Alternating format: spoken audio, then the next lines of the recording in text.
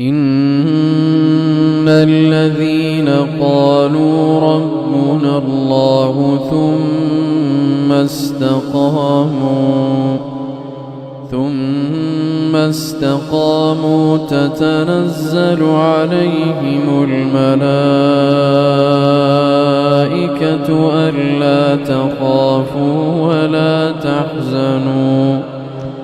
وأبشروا بالجنة التي كنتم توعدون نحن أولياؤكم في الحياة الدنيا وفي الآخرة ولكم فيها ما تشتهي أنفسكم ولكم فيها ما تدعون نزلا من غفور رحيم ومن أحسن قولا ممن دعا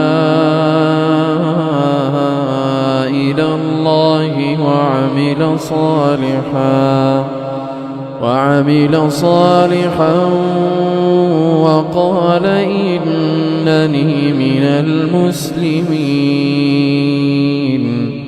ولا تستوي الحسنة ولا السيئة